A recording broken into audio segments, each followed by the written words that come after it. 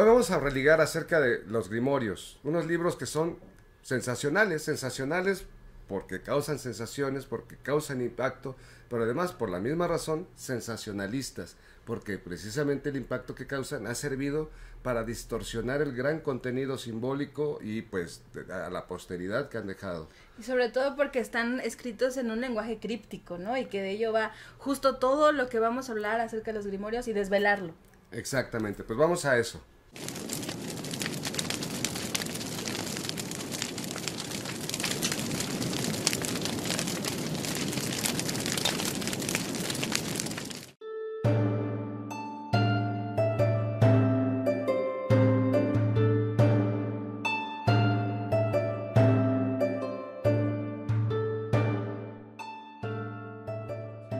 Hola buscadores del fuego interno, nos da mucho gusto volver a verlos el día de hoy y sobre todo pues que estamos en un tema realmente misterioso como les decíamos y bueno, los invitamos ya saben a que le den like, lo compartan sobre todo y más importante aún que nos pongan sus dudas sobre todo en el tema de hoy que es tan controvertido y es tan pues sí místico en el sentido de una mala acepción incluso como muy obscurantista, ¿no? El tema de hoy y entonces las dudas que tengan, los comentarios que tengan, lo que pensaban acerca de los grimorios para nosotros va a ser muy importante porque tal vez eso va a dar pie a tal vez una explicación de una segunda parte porque hay mucho misterio alrededor de ello y sobre todo incluso mucho miedo que es la parte terrible, ¿no? Miedo y además desconocimiento. Yo creo que tenemos que abordar este tema partiendo de del primero principio.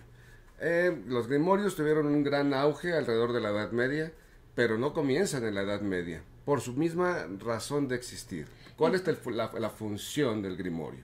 La función del grimorio es un compilado de escritos, de pensamientos, que estos pensamientos pueden estar traducidos en símbolos, en imágenes, y que ocultan un conocimiento. Y este ocultamiento no era nada más a través, o en la Edad Media, sino desde los propios egipcios. Exacto, esto es bien importante. Los grimorios, como lo acaba de decir Jaime, es un compilado de libros, un compilado de estudios. Lo que nos van a otorgar es de alguna manera un conocimiento, un sincretismo muy importante, pero que tenía una razón fundamental de ser. Por ejemplo, el concepto grimorio es muy actual, es decir, a partir de la Edad Media, que muy actual. Sí, muy actual es un decir, pero desde el punto de vista del origen real, que son antiquísimos, desde el origen de la civilización, desde el origen de las escrituras, tenía que haber un código para que la información sagrada pues fuera realmente encriptada y no fuera conocida por todo el mundo, porque de ello iba el poder de los gobernantes para gobernar a su pueblo, ¿no? Incluso, ¿cómo podemos empezar? Había un conjunto de personas, vamos a imaginar los sumerios, los fenicios, que pues naturalmente el gobierno tenía en resguardo las semillas, aquello que le daban al pueblo, ¿no? Y entonces, si se formaba Juan, pues ya no podía darle la vuelta porque ya había un registro y este registro no lo podía comprender ni Juan ni Federico porque ya estaba aquí escrito. Entonces cuando llegaba otra vez a formarse Juan para recibir la dotación de semillas, ya pasaste. ¿Y cómo lo sabes? Aquí dice. Exacto, y sobre todo el conocimiento de los astros también, ¿no? El conocimiento de en qué momento se va a sembrar, en qué momento se va a cosechar, los periodos de las lunas, todo esto era el poder sagradísimo de los propios gobernantes que necesitaban encriptarlo. Posteriormente, bueno, sucede todo el devenir histórico de la civilización y llegamos al momento de los egipcios. Los egipcios, retomando mucho de la cultura de las primeras civilizaciones, pues de la misma manera hacen sus recetas mágicas, de alguna manera ya ritualísticas. Mágicas. Y exacto, mágicas son es simbólicas. Importante, claro.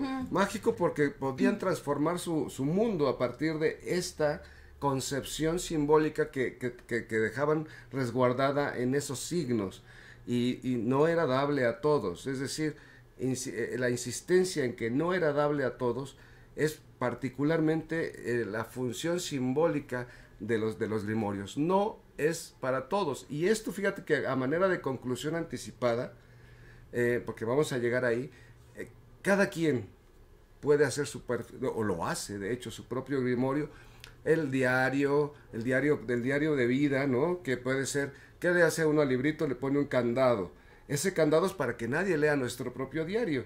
Pero en la secundaria, los muchachitos, las jovencitas, ¿qué hacen? Inventan signos como tipos letras, ¿no? Como códigos, en donde se pasan el recadito tal para que no lo entienda fulano o sotano. Sí, es encriptar la información. Es encriptar la información. Y esto es muy importante, porque el lenguaje simbólico devino en una doble vertiente. Una, la interpretación que posteriormente al haber recuperado estos libros ocultos, estos libros antiguos en arqueología, tal, los encontraron, o escondidos quizá en un librero todo polvoso, dieron interpretaciones literales. Esa es una vertiente, la interpretación literal, y la otra vertiente es la interpretación que alguien más o menos entendido podía hacer de esos símbolos, que era la interpretación mística. Sí, esto me parece bien interesante y me gusta mucho lo que acabas de decir acerca de el libro polvoso y todo esto, porque hablar de Grimorio, de estos libros en donde están contenidos los secretos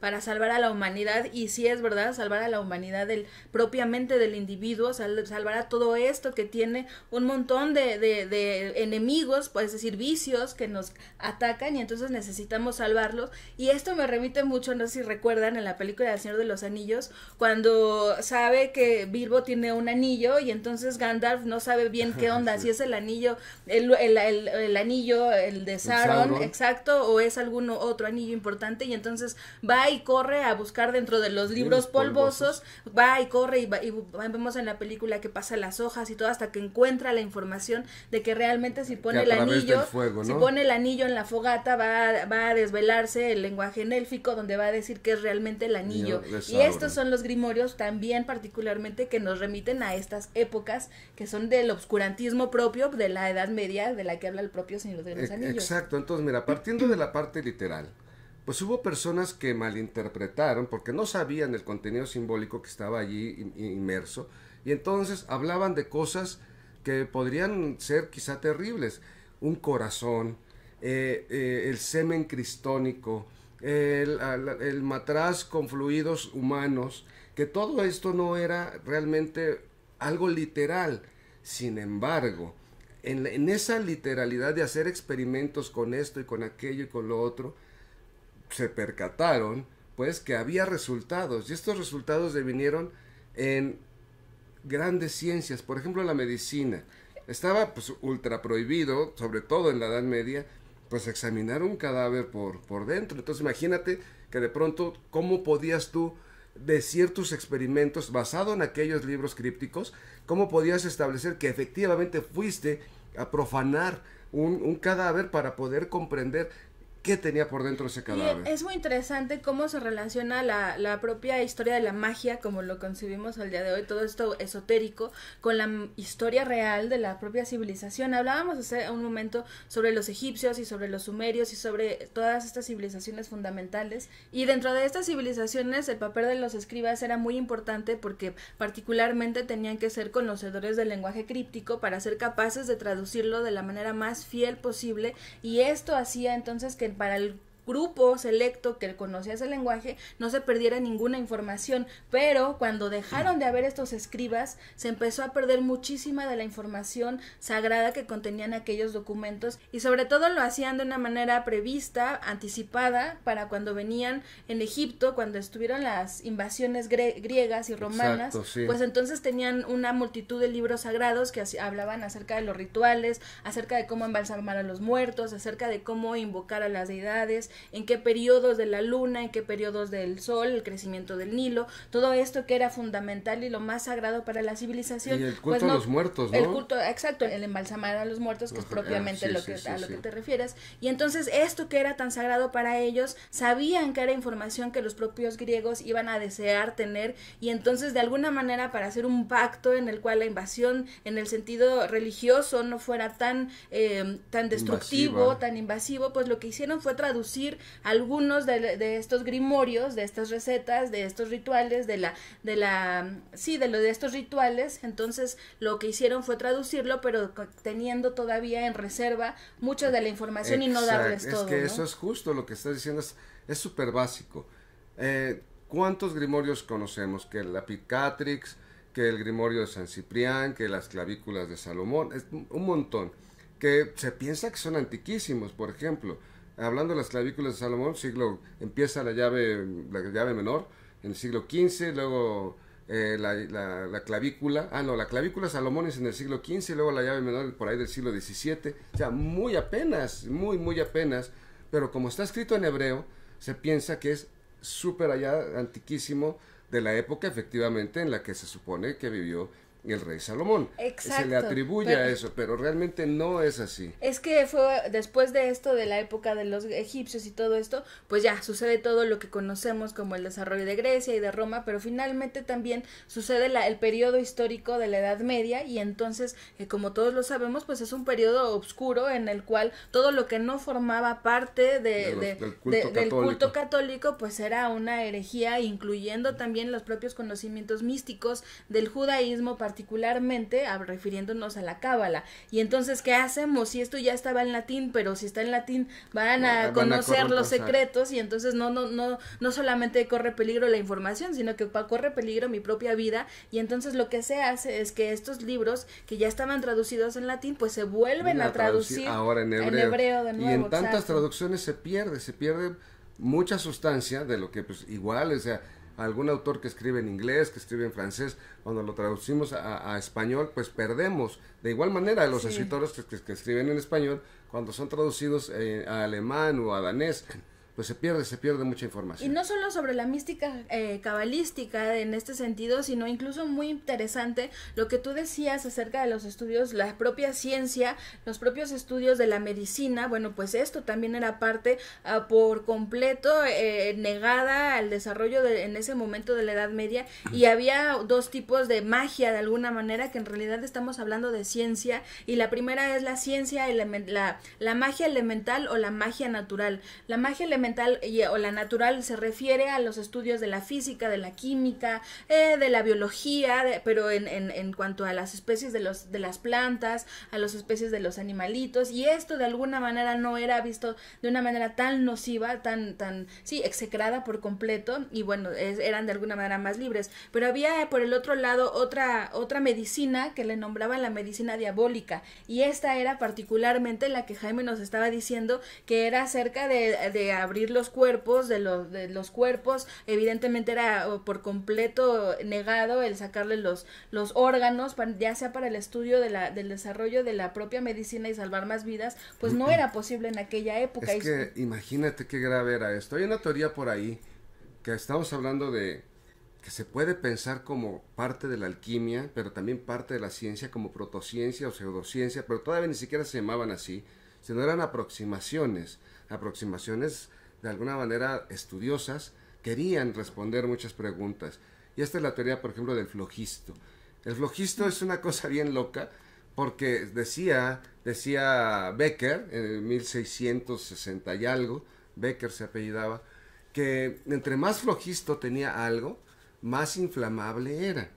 Pero todo esto devenía de... ¿Has visto cuando en un contacto eléctrico el cable de cobre tiene una capa una capa azul, como de que es un sulfato, se sulfata, como las de las baterías, ¿no? Como el de las baterías, que está el polvo blancuzco que está en los terminales de las baterías de los carros, eso es sulfato de cobre, porque las terminales son de cobre. Ellos decían, él decía, que así como el cobre había generado el sulfato, a partir del sulfato se podía volver a generar cobre. Entonces, hacían experimentos con fuego, es decir, qué tan flamable era o qué tan no flamable era, y cuando se acababa en la combustión, se hacía el proceso de quedaban absolutamente cenizas, se le había acabado el flogisto, porque además, derivado de las teorías platónicas, que justo lo que estabas diciendo de los griegos, decían que todo en la naturaleza, minerales, vegetales, animales, todo en la naturaleza tiene alma y tiene espíritu. Entonces el flogisto era parte del alma. Y entonces ellos decían, si el cobre genera, por ejemplo, que es una de las sales metálicas, genera sulfatos de cobre, a través del sulfato, y hacemos el proceso inverso, entonces vamos a obtener cobre. Pero lo triste del caso es que también pensaban que a partir de organismos muertos podían entonces, a través de la combustión y a través de diferentes mecanismos, volver a generar organismos vivos. Y hablan, por ejemplo, del ejemplo de un polluelo. Un polluelo que asesinan al polluelo esperando que de las cenizas salga nuevamente de los minerales y todo, un huevo con posibilidad de existencia del propio polluelo. Es un poco como la generación espontánea, ¿no? Exacto, la generación es otra teoría. Sí. Ajá, son teorías científicas obsoletas, así le podemos llamar, teorías científicas obsoletas. Que son precursoras, ¿no? Necesariísimas. Justo, precursoras, no solamente de lo que conocemos actual como química, que hace Lavoisier, porque justo de las teorías de esto del flogisto, Lavoisier comprende la teoría termodinámica y muy posteriormente Sadi Carnot, que es bien conocido como padre de la termodinámica, se basan en todas estas teorías antiguas. Pero además, el propio Priestley, se llamaba este señor, a partir de estos, de la combustión que salían pues humo, pues hace la teoría de los fluidos elásticos que ahora conocemos como gases. Fíjate nada más hasta dónde implica aquel conocimiento que era literal, no era místico, era literal de estar experimentando con fluidos, con esto, con aquello, que no era bien visto. Es que fue mucho tiempo el periodo de la Edad Media. 10 siglos nomás. Nada más, o sea, fue tantísimo tiempo que de alguna manera, por ello es que tantos de los libros son anónimos o le pusieron nombres que no tienen nada que ver con el origen real, como particularmente las clavículas de Salomón. El propio libro de los 3 iniciados de El Kybalión, que es muy nuevo, de la nueva era, que es casi como recetario para todas las teorías herméticas, entre comillas, que es muy nuevo y que los 3 iniciados, se piensa que fueron unos iniciados masones particularmente,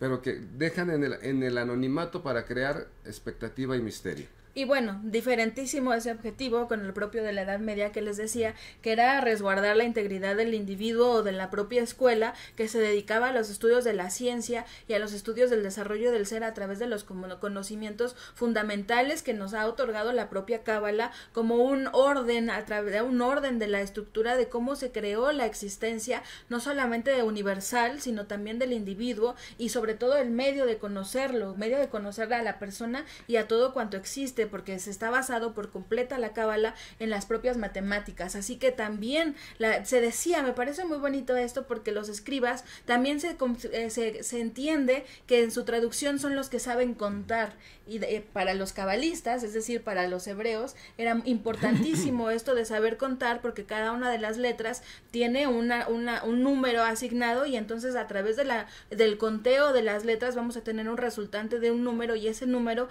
va a tener una simbólica de la cual estaba hablando, así que por ello los escribas eran muy importantes, pero aparte en la época de la Edad Media, pues los escribas eran parte de la propia iglesia, lo vemos por ejemplo en las películas como en El Nombre de la Rosa, que bueno, en realidad es una adaptación, que en realidad es una adaptación del libro de Humberto Eco, pero se conoce más por la película, y ustedes van a ver cómo todo era un control muy importante, y obviamente no se podían traducir libros que no eran aprobados por la iglesia, por la institución, quiero decirlo, no por el principio religioso, sino por la propia institución, y los que no eran aprobados pues eran incendiados, no eran totalmente quemados, y el que no, y muy interesante porque había muchos que formaban parte de la iglesia que se percataban que no podían deshacerse de libros tan realmente sagrados y tan realmente místicos, es decir, que tenían algo oculto dentro de ellos, y se dedicaban a traducirlos, y gracias a ello pues no podían decir que eran ellos, así que ponían, como les decía en el caso de las clavículas de Salomón, que fue Salomón, y evidentemente en los tiempos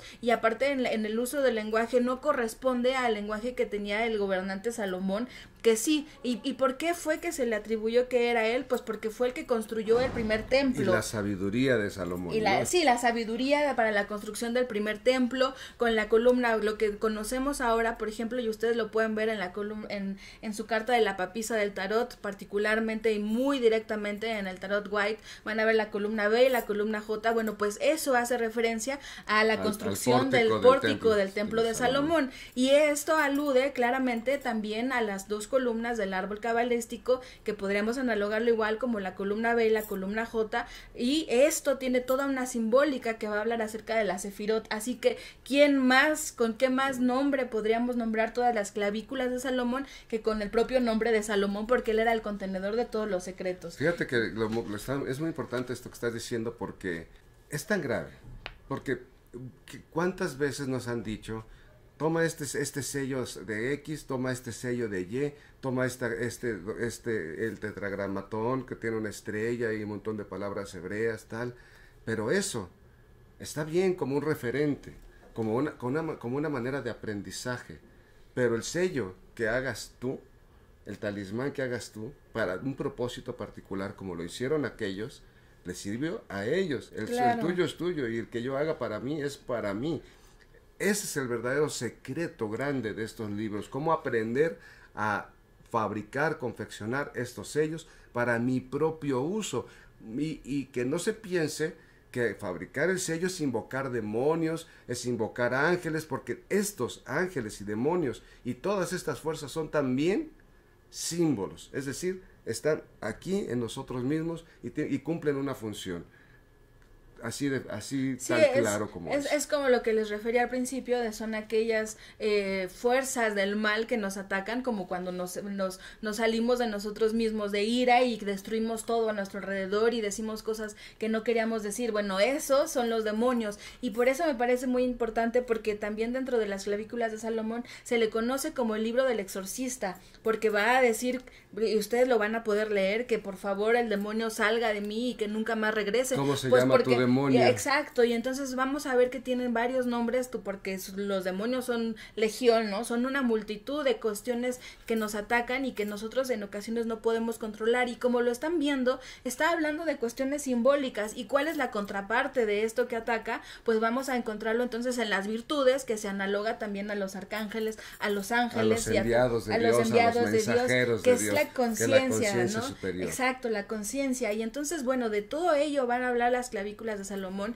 y muy importante también el hecho de que, como bien lo decía Jaime, vamos a observar en todas ellas, y ahora se los vamos a poner para que vean que está contenidas en unos sellos, alrededor de los talismanes, todo el alefato completo, porque anuncia también que con el alefato o con este sello, con esta puerta, vamos a poder entonces tener acceso a todos los ángeles y a todas las potestades para que nos van a proteger para cuando venga el mal a nosotros. Así que de ello va, y también muy interesante, vamos a ver cómo parece algo muy misterioso, pero en realidad muchas veces son las propias letras del alefato, pero en lugar de hacerlas con varios trazos, como son todas las letras que se componen por yods, particularmente de diferentes formas, se van componiendo por 1, 2, 3, 4 yods, y no, se hace unicursal el trazo de la letra, y entonces no se entiende de manera, bueno, hay que aprender a verlo más bien, para observar que realmente solo son las letras. Y bueno, digo solo no porque sea menor,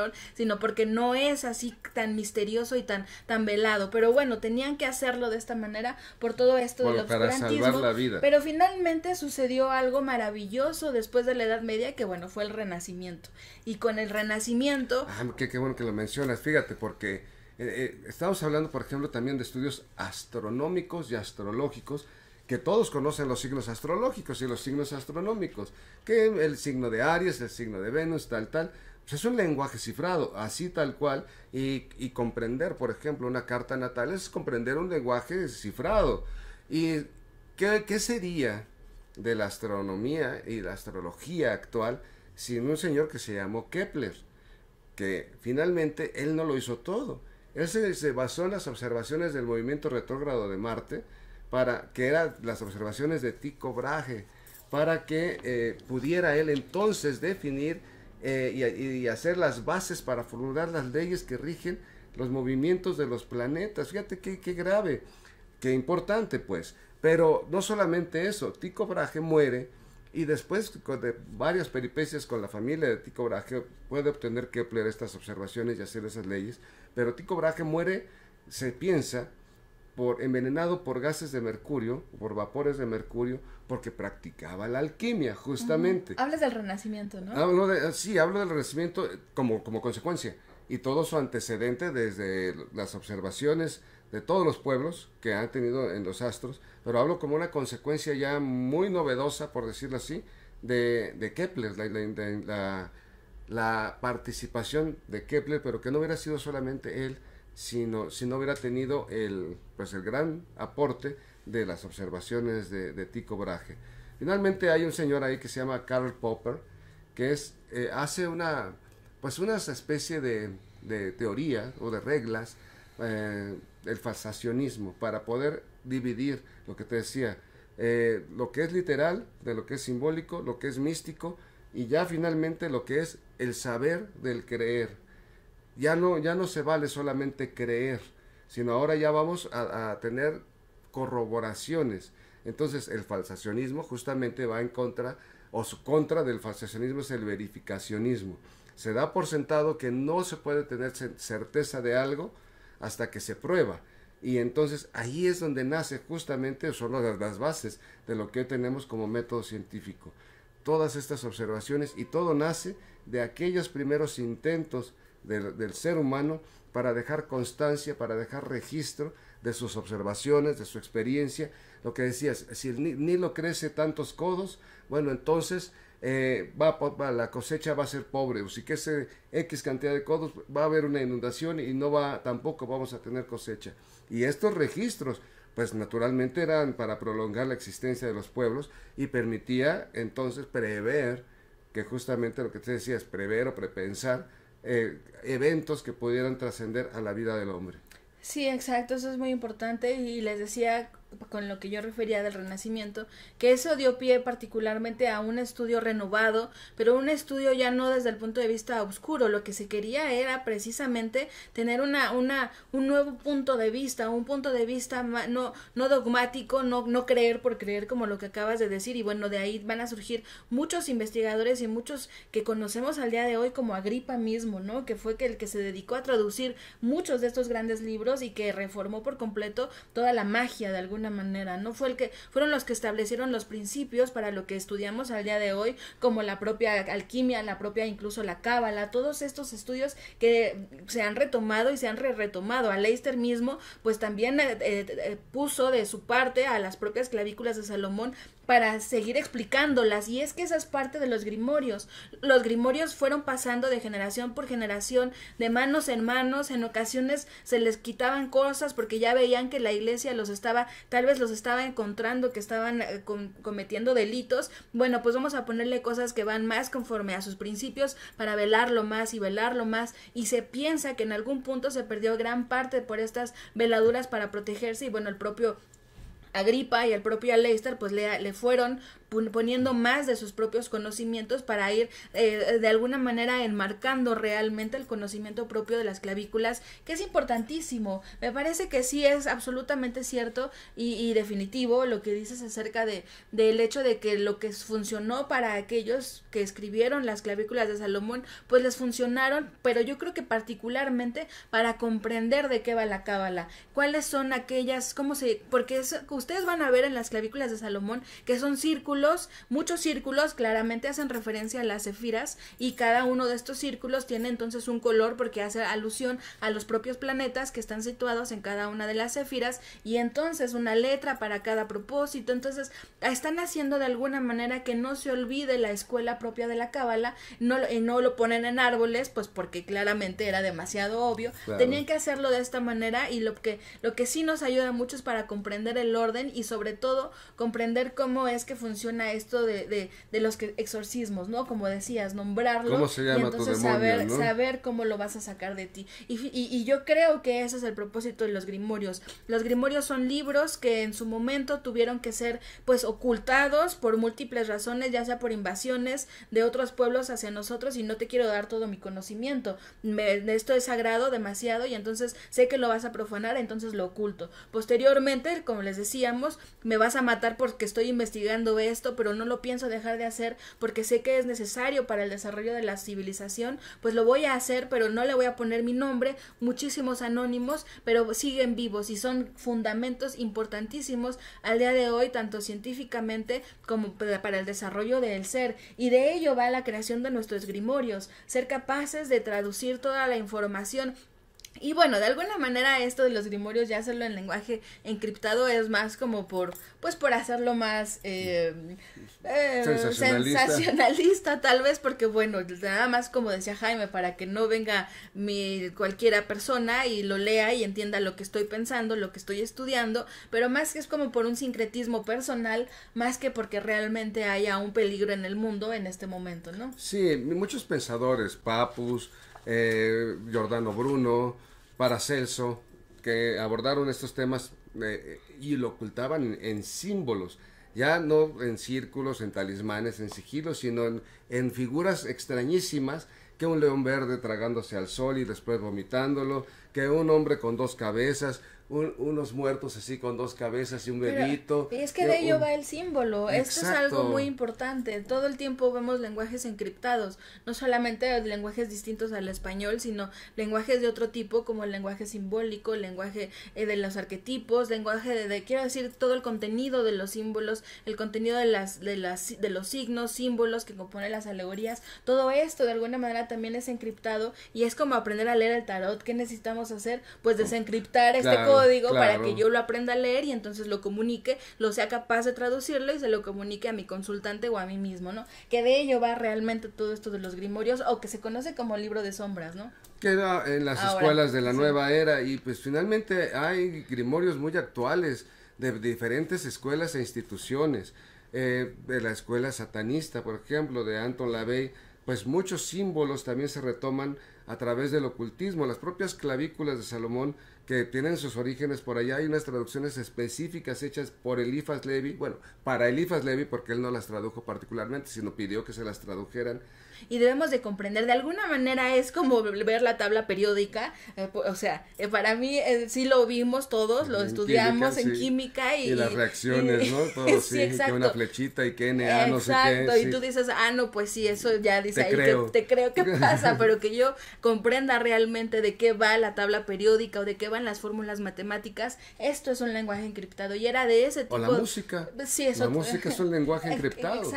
Exacto, y entonces. Que pocos conocen. Exacto, y entonces ¿de qué va todo esto de los grimorios? Precisamente pues de desvelar todo aquel lenguaje encriptado para poder usarlo en beneficio del individuo y de la humanidad. Finalmente de ello iba, y el gran esfuerzo que hicieron todos estos místicos, todos estos, a mí me gusta mucho pensar a los personajes de esto que rescataron todo este misticismo de la Edad Media, son como los punks, ¿no? Como una contracultura muy fuerte, porque tenían que hacer de todo para seguir con su contracultura, obviamente contra la propia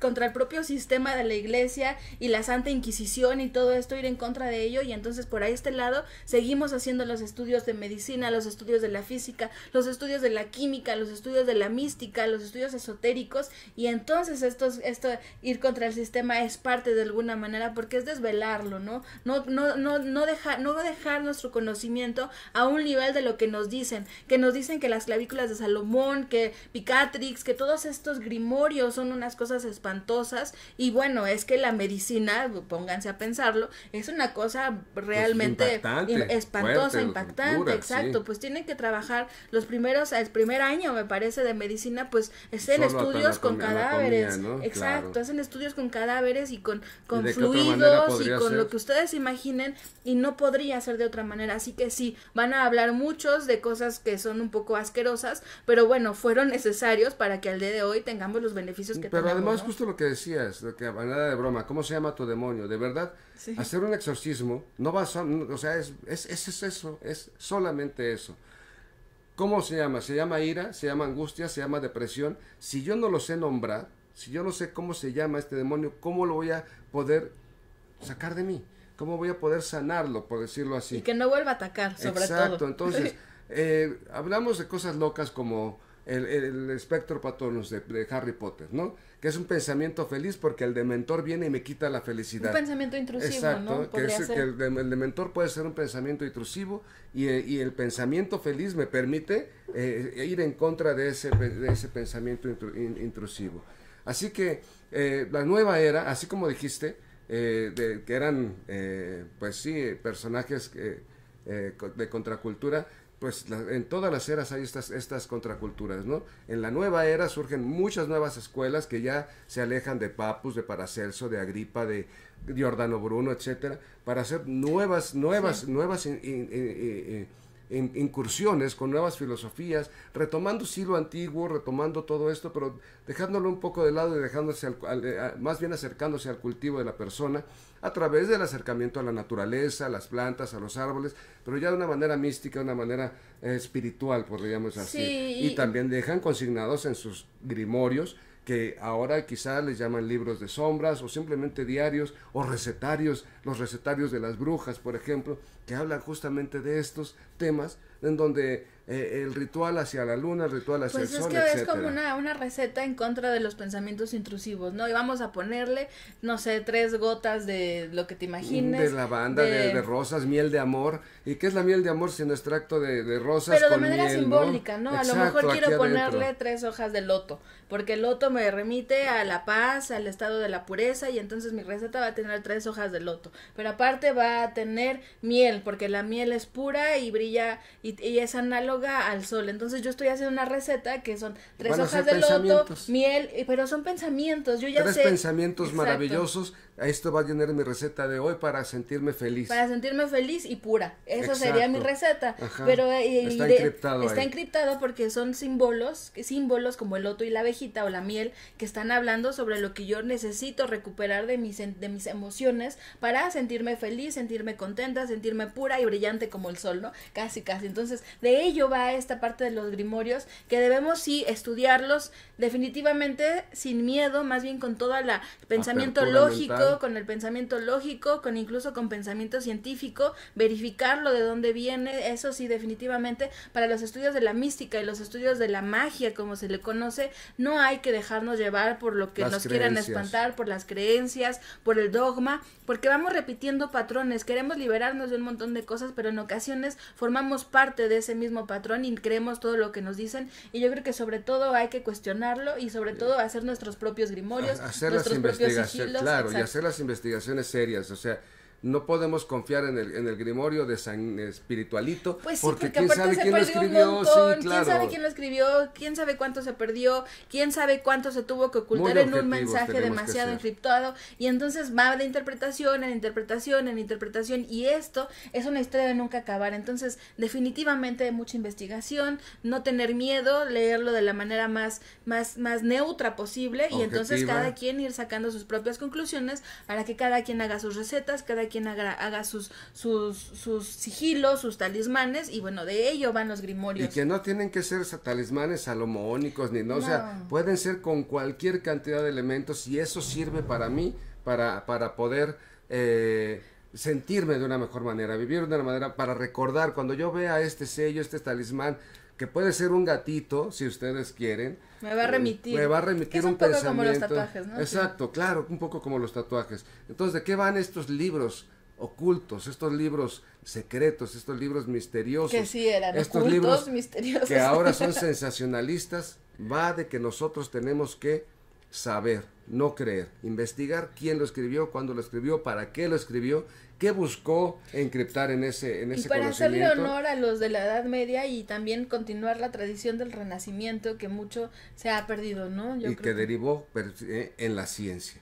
Está Así muy es. bien el conocimiento primitivo que nos permitía tratar de comprender el universo. Sí, ya lo explicamos a través de símbolos, ahora vamos a explicarlo a través de la ciencia. Y muy importante, nos encantaría leerlos, qué es lo que ustedes pensaban acerca de los grimorios, porque sabemos que hay una multitud de opiniones, unos dicen otra cosa, otros dicen no te acerques a ellos, otros dicen ahí está la clave, otros dicen ni te ni se te atrevas a ocurra leerlo abrirlo porque- ni leer el libro, porque es vas a casi hacer como el una libro del invocación, monstruo de Harry sí. Potter, ¿no? El que muerde Exacto. todo. Entonces ni lo abras, ni lo compres, ni lo tengas en tu casa. Y bueno, nos gustaría también leer cuáles son sus opiniones, tal vez qué grimorio han leído, o tal vez incluso qué libro si lo has hecho. o que incluso qué libro leyeron y que no se habían percatado que realmente era un grimorio, y ahora que escucharon y que conversaron con nosotros el día de hoy, pues se van a percatar que era un grimorio, ¿no? Entonces, eso es muy importante. No olviden dejarlo aquí abajo en las preguntas y nosotros las vamos a responder, y definitivamente pues hagan su grimorio, ¿no? Siempre es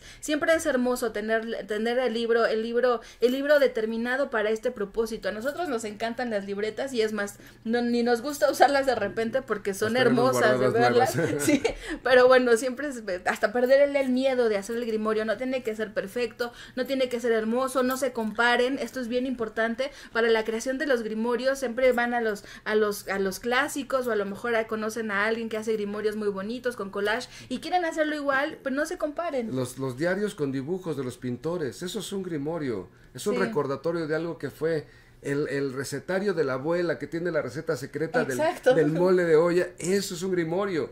Justo. aproximémonos a estos conocimientos con esta mente abierta, con esta naturalidad, porque ¿de qué va todo esto que hemos platicado hoy? De seguir en la búsqueda del fuego interno. Exacto. Justamente aquello que motiva, llegar a la raíz y motiva al ser humano para comprender su universo. Excelente. Pues les recordamos que pues suscríbanse al canal, denle ahí a la campanita. Compartan si les ha gustado, comenten, por favor, déjenos aquí sus comentarios, sus preguntas, que nosotros vamos a contestarlas. Excelente, y pues como bien dices, sigamos en la búsqueda del fuego interno. Hasta luego.